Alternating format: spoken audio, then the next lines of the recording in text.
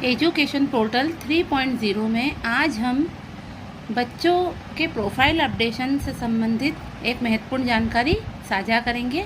सबसे पहले education portal पर हम लॉगिन करते हैं। आईडी पासवर्ड डालकर हम लॉगिन हो जाते हैं। लॉगिन होने के पश्चात होम पेज ओपन होगा। आज हम बच्चों के प्रोफाइल अपडेशन के पहले क्या ज़रूरी काम करना है जिससे हमारा प्रोफाइल अपडेशन जल्दी और समय कम अवधि में हो जाए, क्योंकि यह पोर्टल ज़्यादा समय लेने पर प्रोफाइल अपडेशन की प्रक्रिया को बाहर फेंक देता है। इसलिए सबसे पहले सभी शिक्षक साथी अपनी बच्चों की प्रोफाइल अपडेशन का कार्य करने के पूर्व यह कार्य सबसे पहले करें। यह कार्य करने के बाद में आपको प्रोफाइल अपडेशन में 1 से 1.5 मिनट की समय लगेगा, जिससे पोर्टल प्रोफाइल अपडेशन की प्रक्रिया को बाहर नहीं फेंकेगा। प्रश्न यह उठता है कि हमें अपडेट समग्र प्रोफाइल की प्रक्रिया पहले करने की क्या आवश्यकता है। तो इसका उत्तर यह है कि यदि हम प्रोफाइल अपडेशन के पहले समग्र प्रोफाइल अपडेट कर देंगे तो इसके कारण हमें प्रोफाइल अपडेशन की प्रक्रिया संपन्न करते समय बीच में अपडेट समग्र प्रोफाइल की प्रोसेस नहीं करनी पड़ेगी और हमें कम समय लगेगा और पोर्टल प्रोफाइल अपडेशन की प्रक्रिया को बाहर नहीं फेंकेगा। यदि आप सभी बच्चों का अपडेट समग्र प्रोफाइल चेक कर लेते हैं और अपडेट कर देते हैं तो आपको यह भी पता पड़ जाएगा कि किन बच्चों की ई-केवाईसी हुई है और किन बच्चों को हमें ई-केवाईसी की सूचना देनी है, ताकि हमारी प्रोफाइल अपडेशन की प्रक्रिया जल्द से जल्द पूर्ण हो सके। अपडेट समग्र प्रोफाइल की प्रक्रिया को पूर्ण करने पर आपको 2 फायदे होंगे, 2 लाभ होंगे, जिससे यह पता लग जाएगा कि किन बच्चों की ई-केवाईसी शेष रह गई है और किन बच्चों की ई-केवाईसी पूर्ण है। जिन बच्चों की ई-केवाईसी पूर्ण है आप उनके प्रोफाइल अपडेशन की प्रक्रिया को पूर्ण कर सकते हैं, क्योंकि यह वह बच्चे हैं जो हमारे स्कूल में गत वर्षों से पढ़ रहे हैं। उनका हमारे पास अकाउंट नंबर और समस्त डाटा पहले से उपलब्ध है। तो चलिए आज हम जानते हैं कि हम प्रोफाइल अपडेशन करने के पूर्व क्या महत्वपूर्ण कार्य करें जिससे हमारा प्रोफाइल अपडेशन अच्छे से हो जाए। इसके लिए आप सबसे पहले स्टूडेंट डायरेक्टरी पर क्लिक करें। स्टूडेंट डायरेक्टरी पर क्लिक करने के पश्चात आप यहां पर अपडेट समग्र प्रोफाइल पर क्लिक करें। जब आप अपडेट समग्र प्रोफाइल पर क्लिक करके बच्चे की समग्र आईडी एंटर करेंगे तो आप सबसे पहले सभी बच्चों की समग्र आईडी एंटर करने के पश्चात सभी बच्चों का पहले समग्र पोर्टल डाटा अपडेट कर लें।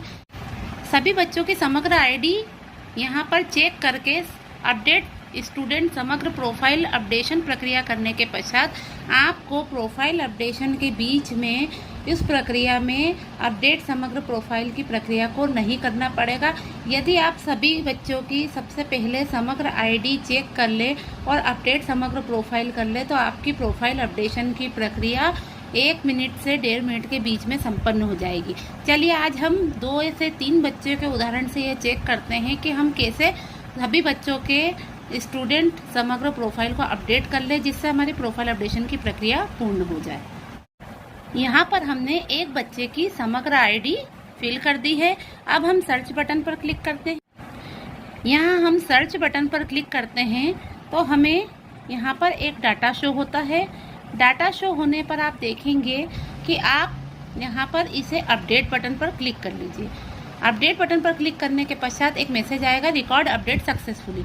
इसी प्रकार हर बच्चे की समग्र आईडी यहाँ पर अपडेट समग्र प्रोफाइल में डालकर अपडेट कर लें। उसके पश्चात प्रोफाइल अपडेशन की प्रक्रिया पूर्ण करें। अपना रिकॉर्ड रजिस्टर लेकर आप सबसे पहले सभी बच्चों की यहाँ समग्र आईडी डालें।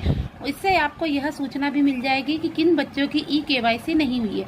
जिन बच्चों की ई-केवाईसी नहीं हुई है हम उन्हें सूचना देंगे और उनसे समग्र प्रोफाइल अपडेट करने के लिए ई-केवाईसी करने की प्रक्रिया की पूर्ण करने की सूचना प्रदान करेंगे। इससे हमारी प्रोफाइल अपडेशन की प्रक्रिया आसानी से पूर्ण हो जाएगी। अब हम इसी क्रम में दूसरे बच्चे की समग्र आईडी यहाँ फिल करते हैं और सर्च बटन पर क्लिक करते हैं। जैसे ही हम सर्च बटन पर क्लिक करेंगे यहाँ पर आएगा ओके नो रिकॉर्ड फाउंड। आप अगर ऐसा मैसेज आए तो ये समझ जाइएगा कि आपको फिर से लॉग आउट होकर लॉगिन करके फिर से इस प्रक्रिया को करना है, क्योंकि आपने पोर्टल ज़्यादा समय से ओपन कर रखा है तो यह अपनी प्रक्रिया को बाहर फेंक देता है। अतः अगर ऐसे प्रकार के मैसेज आए तो आप समझ जाए कि आपको लॉग आउट करके लॉगिन करना रहेगा, जिससे फिर से वह टाइमिंग शुरू हो जाएगी जिसमें आप अपनी प्रोसेस करेंगे।